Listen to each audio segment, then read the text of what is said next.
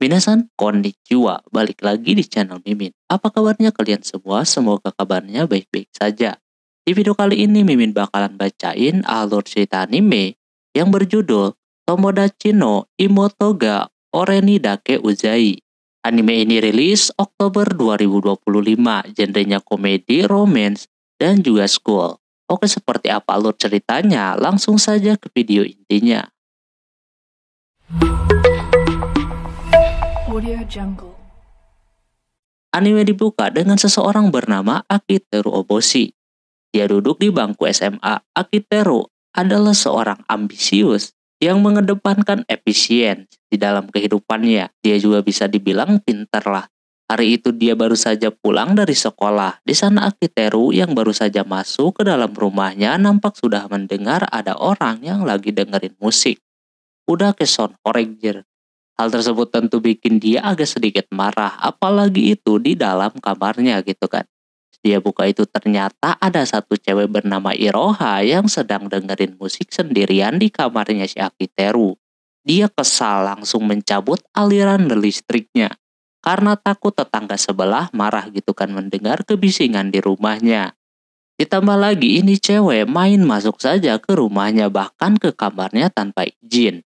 Dan yang paling membagongkannya lagi, dia bukanlah saudara, sepupu, atau sebagainya. Dia adik dari sahabatnya yang kebetulan memang kosannya sebelahan dengan si Akiteru.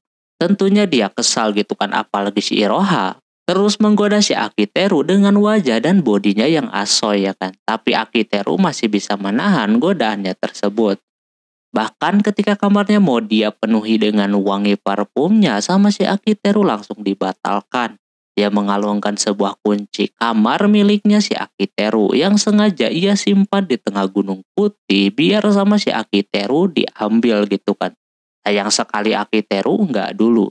Lama kemudian ada telepon masuk dari seseorang. Dia adalah paman daripada si Akiteru. Pamannya ini pemilik sebuah perusahaan developer game bernama HPW. Si Akiteru yang masih sekolah mencoba melamar kerja di sana dengan menggunakan ordal atau lewat jalur pamannya biar keterima langsung. Karena kalau melewati kualifikasi bakalan lama dan juga sulit untuknya. Sebenarnya pamannya kagak mau ngurusin ini, tapi karena dia masih ponakannya, terus juga si Akiteru mempunyai kemampuan di bidang tersebut, pamannya akan mencoba memasukkannya ke sana. Si Akiteru awalnya udah nyuruh si Iroha untuk keluar. Tapi cewek ini ngelunjak dan malah mengganggu si Akiteru kayak begitu. Padahal ini telepon mempengaruhi masa depannya. Kalau gagal, wassalam lah. Sampai-sampai Akiteru mengaku dirinya sedang digangguin sama kucing. Padahal kucingnya tersebut asoy dan bisa ngomong. Si paman memberikan syarat kepada si Akiteru kalau dia ingin diterima. Cuma ketika mau dikasih tahu itu si Akiteru terus diganggu sama Iroha. Jadi agak sulit. Dia cuma nanya kepada Akiteru apakah dia mempunyai pacar. Di sana tentunya Akiteru bilang kagak gitu kan. Dengan bilang kayak begitu, Akiteru memiliki kesempatan untuk diterima. Nanti dia akan memberikan syaratnya kepada si Akiteru biar dia bisa lolos. Dan telepon itu pun terputus. Untung aja masih bisa selamat ya kan. Terus ini cewek lapar gitu kan sekaligus haus. Si Akiteru ngasih tahu kalau ada jus tomat di dalam kulkas. Bejir, bukan siapa-siapa tapi kelakuannya seenak jidat. Setelah itu, besoknya dia masuk sekolah. Terlihat dia sedang menyalin sesuatu. Dia memang mempunyai pegangan dalam hidupnya kalau dia harus mengedepankan efisiensi. Karena menurutnya perjalanan untuk hidup ini sangat singkat. Makanya selagi masih SMA dia mengembangkan minatnya dan mencoba langsung mencari pekerjaan sesuai dengan skillnya. Memang mantap sih ini orang. Tak lama kemudian sahabatnya datang bernama Ozuma. Dia kakak daripada si Iroha. Si Akiteru udah menyalin buku catatan untuknya. Tentu si Ozuma kelihatan senang gitu kan. Dia adalah sahabat sejatinya si Akiteru. Makanya dia mau membantunya terus. Ditambah lagi, Ozuma juga baik nawarin makan es doger sebagai bentuk terima kasihnya. Akiteru juga ngasih tahu kalau adiknya kemarin main ke rumahnya. Dia menganggap bahwa adiknya tersebut suka sama si Akiteru. Dia kagak percaya ya kan soalnya dia suka digodain dan digangguin terus sama itu bocah. Sama kemudian, guru atau wali kelasnya masuk. Dia bernama Kageishi yang asoy juga bro. Dia biasa disebut ratu berbisa karena agak sedikit tegas dan juga galak. Biasanya yang gini-gini sekalinya digoda langsung baper. Yakiteru melihat wali kelasnya ini berasa enggak aneh. Karena dia seperti udah tahu sifat asli dari wali kelasnya tersebut. Setelah pelajarannya beres dan pada mau pulang juga, ada satu temannya si Akiteru yang ngasih tahu kalau ada wanita kawaii yang ingin bertemu dengannya. Pas dia samperin ternyata itu adalah Iroha. Akiteru tentunya udah males lah ngadepin ini bocah yang selalu menggodanya. Kali ini dia melakukannya juga ya kan, dia mengajak mengobrol berduaan dengan si Akiteru. Cuma dianya kagak mau, dia udah tahulah akal-akalan ini bocah buat caper doang. Apalagi di sana mereka dilihatin banyak orang. Yang lebih parahnya lagi si Iroha mengada-ngada bahwa keduanya sudah berpacaran. Lantas Akiteru kaget dan juga marah gitu kan. Kebetulan ada kakaknya yang anehnya kagak bisa apa-apa anjir. Karena situasinya kagak menentu, si Akiteru pun membawanya keluar sementara para penonton kecewa. Karena si Iroha asoy sudah ada yang punya. Jana si Akiteru meminta penjelasan kenapa dia bilang kayak tadi di depan banyak orang. Perasaan si Akiteru belum nembak atau semacamnya. Tapi ini anak ngadi-ngadi terus jer, karena memang tujuannya adalah menggoda dari awal juga. Sampai-sampai dia nempel-nempel dan mencoba membuat si Akiteru peka. Dengan tindakannya si Iroha yang suka mendekatinya. Itu berarti dia suka sama si Akiteru. Tentu dikasih harapan kayak begitu membuatnya langsung mempertimbangkan sekaligus bimbang. Dia mesti kayak bagaimana?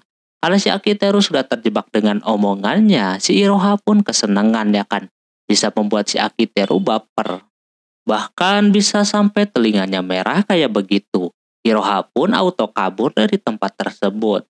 Setelah itu malam harinya si Akiteru bertemu dengan pamannya di sebuah restoran untuk membahas syarat-syarat biar dia bisa masuk ke perusahaannya. Pamannya sudah menerima proposal darinya dan juga dia bersama satu orang lagi yang kini masih berada di kamar mandi. Pamannya sangat terkejut melihat si Akiteru bisa membuat sebuah game berjudul Aliansi Lantai 5. Yang mana itu game sudah nyampe 1 juta unduhan. Dia mau masuk ke perusahaan pamannya biar gamenya itu makin dikenal lagi dan lebih banyak dikembangkan. Sekarang Akiteru cuma mempunyai beberapa orang dalam timnya yang masih rahasia. Yang pasti ada si Ojuma. Habis itu ketika mau pesan makan si paman tidak tahu mengapa malah menggombali pelayannya. Hal tersebut tentu bikin si Akiteru merasa aneh dengan pamannya tersebut, tapi dia berhasil bikin si Mbak langsung baper dan juga salting. Si Akiteru harus terus terlihat dekat dengan si paman biar dia keterima gitu kan. Tapi sebelum itu dia mau ke toilet terlebih dahulu. Pas mau ke toilet itu, di sana terdapat seseorang berambut putih yang lagi di air juga. Karena kagak tahu itu siapa, Akiteru langsung ditonjok. Sementara itu di sisi yang lain ada Iroha dan juga satu cewek lagi berambut merah yang kemungkinan itu timnya si Akiteru.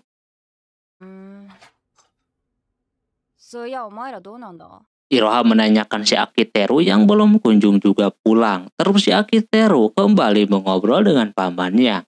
Orang yang tadi berambut putih itu ternyata anaknya si paman. Si Akiteru lupa-lupa ingat. Padahal dulunya dia suka main sama itu anak. Dia bernama Mashiro. Dia ngasih taulah tentang si Mashiro ini. Yang sekarang sekolah di sekolahan khusus perempuan. Tapi karena dia berasa kagak nyaman dan takut juga banyak orang yang menggodanya. Jadi dia dipindahkan ke sekolahannya si Akiteru. Nah syarat yang diajukan itu adalah dia ingin Akiteru pura-pura pacaran sama si Mashiro. Mungkin biar anaknya ada yang ngejagain selama di sekolahan gitu kan. Pada awalnya hal begini kagak mau diceritakan. Tapi si Akiteru harus tahu bahwa Mashiro udah kagak nyaman di sekolahan sebelumnya. Sampai-sampai udah jarang masuk sekolah. Makanya ngambil langkah demikian. Si Akiteru yang suka sama efisien mengerti dengan maksud daripada si paman ini, karena itu salah satu syaratnya biar keterima menjadi karyawannya. Si Akiteru pun tanpa ragu setuju dengan syarat tersebut dan Mashiro pun di sana dengan berat hati menerimanya kalau cuma pura-pura pacaran doang. Tapi kalau sampai beneran pacaran, si paman akan memberikan sebuah hukuman kepada si Akiteru. Dia rasa tidak mungkin karena terlihat si Mashiro udah kagak suka dengannya.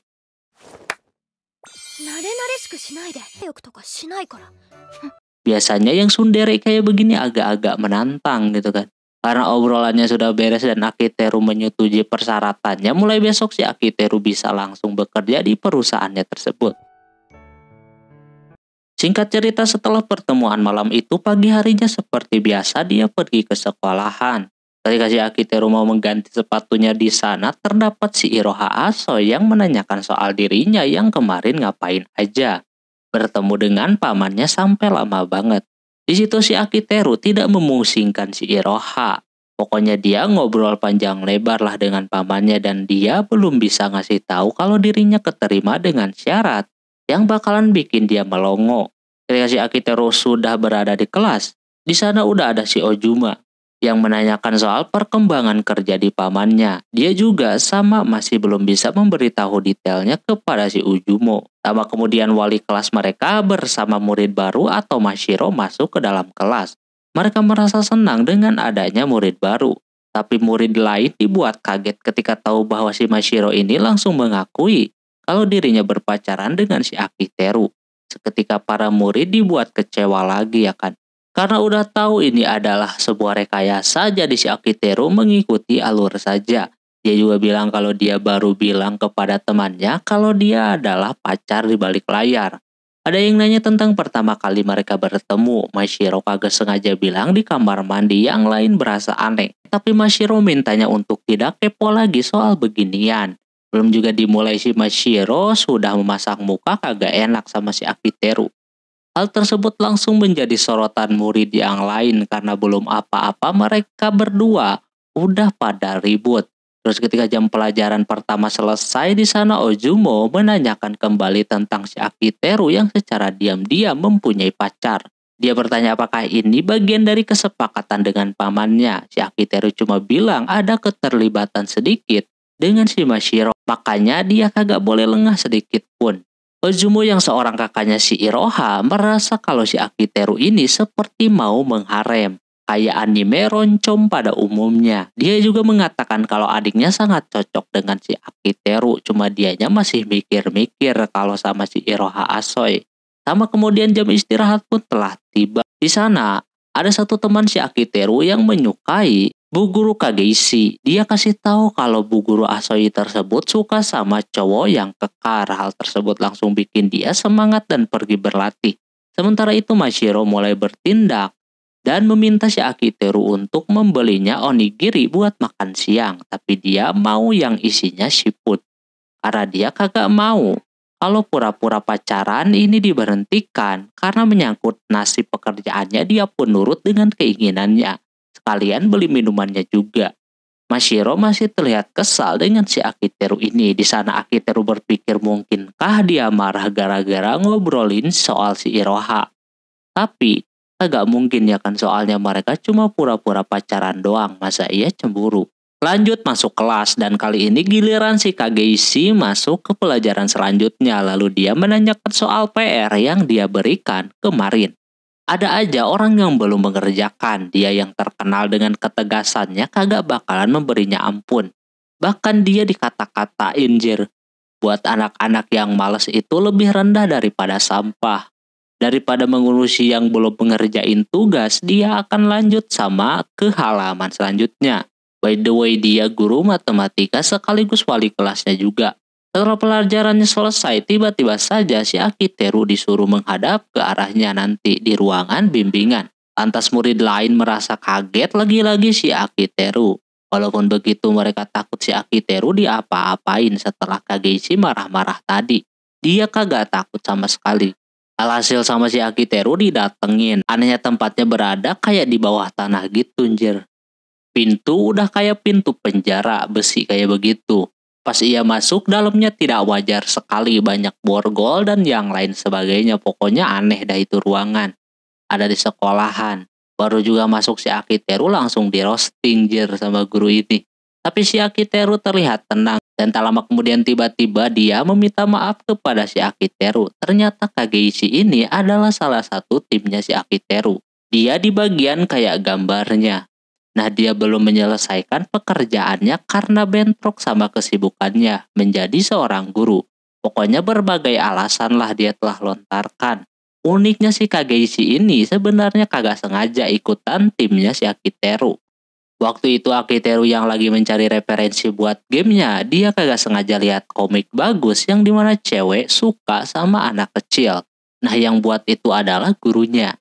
Demi untuk menutupi hobinya tersebut, dia mengajak si Kageishi biar rahasia hobinya bikin komik kagak kesebar. Dia masuk ke timnya si Akiteru. Kalau kagak ketemu di situ, dia mungkin kagak bakalan kerja sama dengan si Akiteru. Kageishi mempunyai kesenangan dengan anak kecil, makanya dia suka sama anak kecil. Dia memiliki kesulitan di bagian desainnya, dia belum ada ide lah intinya. Itulah mengapa dia belum menyelesaikan pekerjaannya. Si Akiteru menyuruhnya buat beristirahat dulu aja. Tidur yang cukup. Terus dia meminta udah sampai mana proyeknya. Pas dilihat dia belum mengerjakan apa-apa anjir. Memang belum ada ide ya gimana lagi. Tapi tetap aja dia orangnya lambat. Padahal sebelumnya dia ngasih tahu muridnya kalau nggak ngerjain tugas, itu lebih rendah daripada sampah, padahal dianya sendiri kayak begitu. Kageishi menanyakan soal si Mashiro apakah benar pacarnya si Akiteru. Tentu saja tidak, cuma dia disuruh pura-pura guna menjaganya. Gurunya juga udah tahu tentang si Mashiro, kenapa dia pindah ke situ. Ternyata sebelumnya dia pernah dibully, dan pada akhirnya dirinya suka mengurung diri. Sekarang dia meminta Akiteru untuk menjaganya biar si Mashiro bisa menikmati masa-masa sekolahnya. Dia merasa ada yang berbeda dengan si Akiteru sekarang ini dalam menangani orang. Singkat cerita, ketika jam sudah habis dan waktunya pulang, tadinya Akiteru mau ngajak balik bareng si Mashiro, tapi orangnya tiba-tiba saja memasang muka marah kepadanya.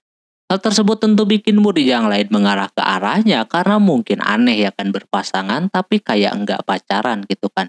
Karena dia diliatin begitu terus, si Mashiro pun buru-buru pergi dari situ. Si Akiteru kagak tahu lagi mesti kayak gimana. Dia meminta saran kepada temannya pun masih meragukan.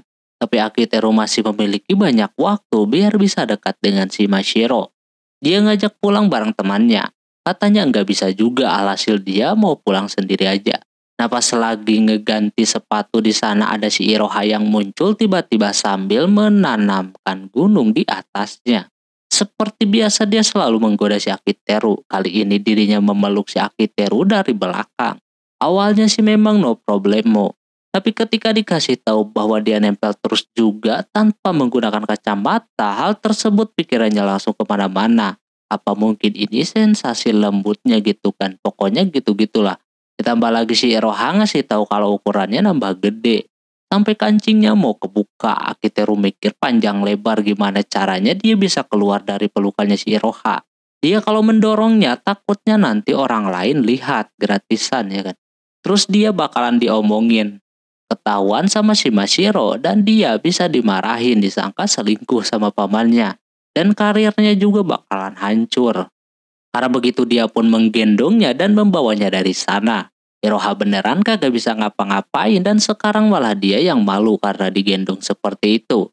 Akiteru membawanya lewat jalan sepi biar kagak ada orang yang melihatnya.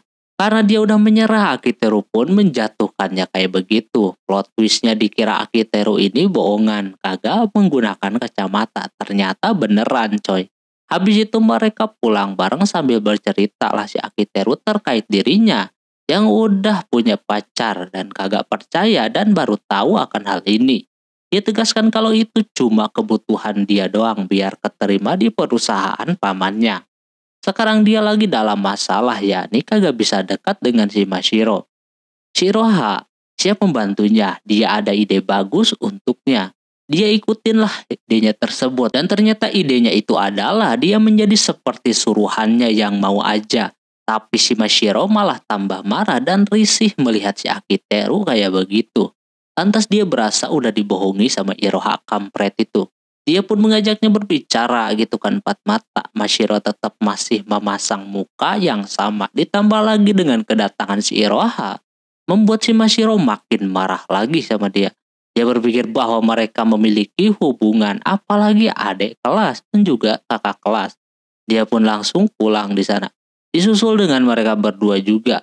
Si Akiteru kagak bakalan menyerah, dia akan mencobanya lagi. Ketika sampai di kosannya, terlihat ada si Mashiro di situ. Ternyata selama ini mereka bertiga tetanggaan. Kosannya pada rempetan begitu. Ditambah juga gurunya berada di jajaran yang sama dengan si Akiteru. Dengan begini Mashiro kagak bisa nuduh-nuduh yang kagak-kagak lagi. Lalu dia pun masuk. Dia jadi dah tahu kalau aliansi lantai 5 itu berada di samping kosannya. Dengan masih belum ada perkembangannya, si Akiteru akan mencobanya lagi dengan cara yang lain. Singkat cerita, Akiteru mengundang timnya untuk makan malam di rumahnya. Sekaligus dia mau ngasih tahu kalau minggu depan dia akan membuat sebuah perayaan untuk si Mashiro yang sampai sekarang masih susah untuk ia deketin. Sekaligus di sana Akiteru dan timnya pun udah memiliki karakter baru untuk gamenya nanti. Di tengah sedang makan-makan, mereka sambil mengobrol, ya kan satu sama lain terkait proyeknya ini. Ada satu anggota bernama Mikagai yang kagak hadir. Dia sebelumnya pemenang pembuat manga singkat yang bukunya berhasil terjual 3 juta. Plus memenangkan lomba juga. Si Akiteru awalnya iseng mengirim surat buat menuliskan alur cerita untuk gamenya yang sekarang. Tanpa diduga dia mau dan jadilah game aliansi 5 lantai. Tapi sekarang, dia jarang kumpul karena mungkin dia udah dewasa. Jadi mempunyai kesibukan yang lain terutama hal percintaan. Kageishi merasa kesindir ya kan, dia yang udah dewasa mana ada pacaran sampai sekarang masih jomblo. Dia udah mabok parah karena minumnya terlalu banyak. Ternyata Iroha tidak masuk dari bagian timnya si Akiteru, cuma kakaknya doang. Akiteru melihat si Ojumo ini memang jenius orangnya yang sekarang bisa dia andalkan lah. Tapi dia merasa berkat si Akiteru juga sekarang dia bisa seperti ini dan membantu proyeknya. Sekarang fokus si Akiteru tetap ada pada si Mashiro. Dia kagak akan menyerah. Dia udah ada rencana untuk supaya si Mashiro bisa datang ke pesta penyambutannya. Besoknya dia coba datang ke kosannya. Yang kagak dibuka-buka tersebut. Dibuka pun pas ngajak mau kumpul, dianya langsung nolak. Hari selanjutnya dia dicuekin, bahkan listriknya dimatiin, biar belnya kagak bunyi. Akiteru kagak menyerah, besoknya dia coba mengirimkan banyak undangan di lokernya. Tetap masih gagal juga. Udah beberapa kali sampai hari ke-6 dia coba rayu-rayu namun sulit banget untuk membujuknya biar bisa ikut ngumpul. Waktu dia tersisa 1 hari lagi. Sekarang dan juga besok, Akiteru masih optimis dia bisa membawanya ikutan ngumpul. Undangan yang Akiteru bikin dibuang semua dan dia tidak akan ikut bergabung dengan circle-nya. Setelah itu terlihat Akiteru dan Iroha lagi berbelanja buat pestanya nanti. Walaupun sampai sekarang dirinya masih belum bisa membujuk si Mashiro, tapi masih ada keyakinan dirinya bahwa dia bisa meyakinkannya. Di sana ada tukang sosis keju yang sangat lumer. Si Iroha mencoba itu sosis yang rasanya enak banget. Si Akiteru ditawarin tapi dianya kagak mau. Hal tersebut tentu bikin yang dagang marah. Dia pikir keduanya ini berpacaran gitu kan. Alhasil karena kagak mau dipandang aneh, si Akiteru mau mencobanya. Cuma si Iroha hanya mengambil kesempatan untuk ngusilin si Akiteru yang memintanya untuk memohon kepadanya sekaligus disuapin sama si Iroha. Lantas dia sudah terjebak sama perangkapnya. Dan cuma bisa nurut aja.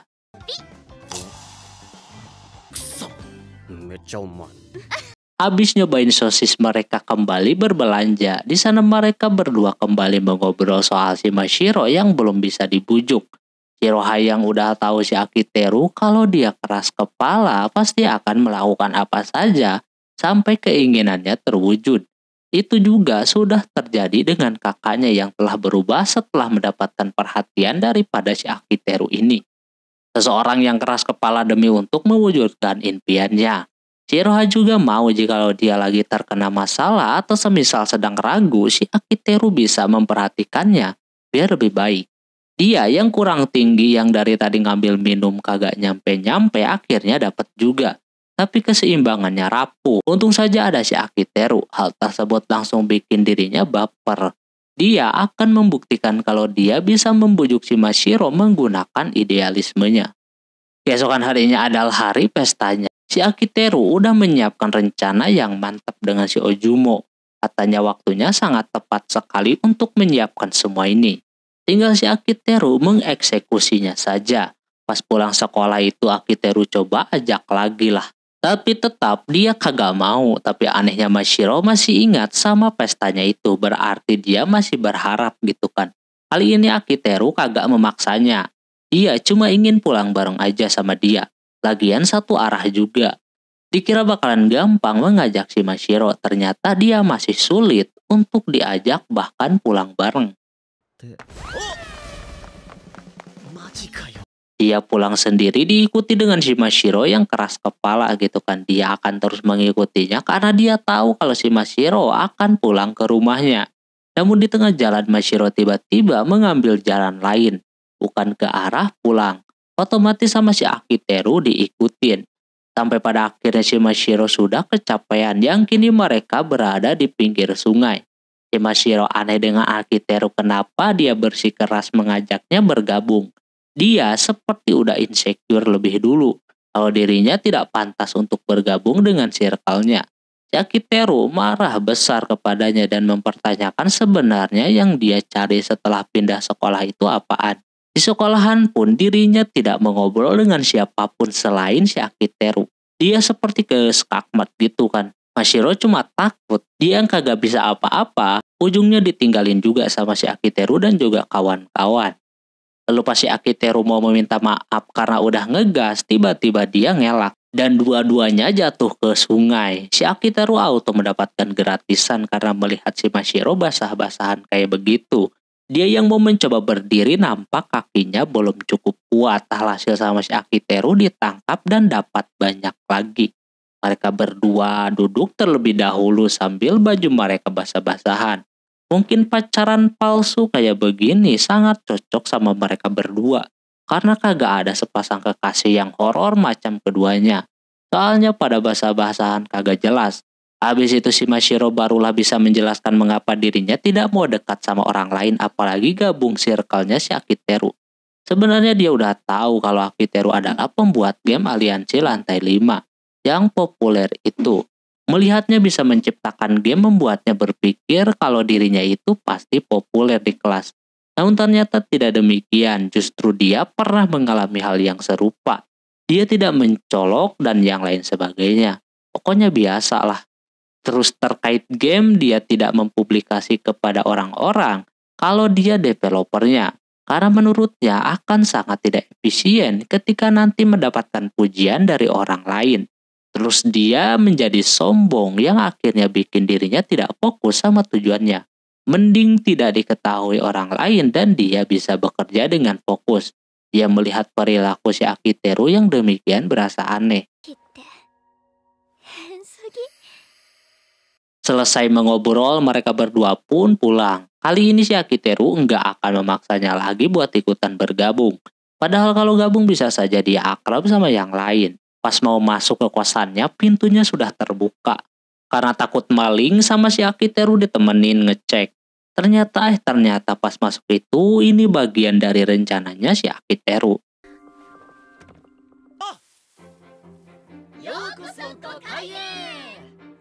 Teman-temannya berada di dalam untuk menyambut si Mashiro. Mashiro merasa yang lain udah kagak sopan masuk ke dalam rumahnya.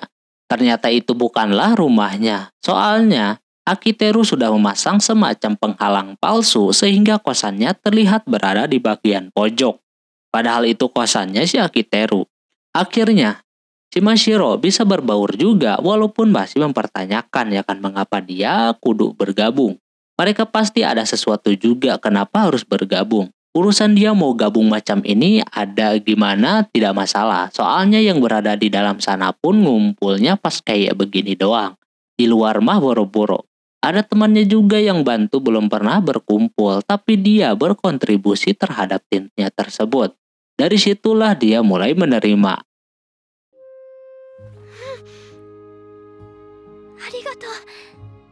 Setelahnya pas lagi beres-beres, Akiteru dikagetkan sama si Iroha yang muncul di balik jendela. Dia berterima kasih karena sudah dimasukin ke circle-nya. Tanpa orang ketahui bahwa si Iroha ini adalah salah satu pengisi suara di game yang telah dia buat. Oke, mungkin segitu dulu untuk video kali ini. Bila anime ini mau dilanjutkan, silahkan like yang sebanyak-banyaknya. Mohon maaf bila ada kesalahan dalam penyebutan nama, tempat, atau yang lainnya. Dan sampai jumpa di video selanjutnya. Jam mata nih. Bye-bye.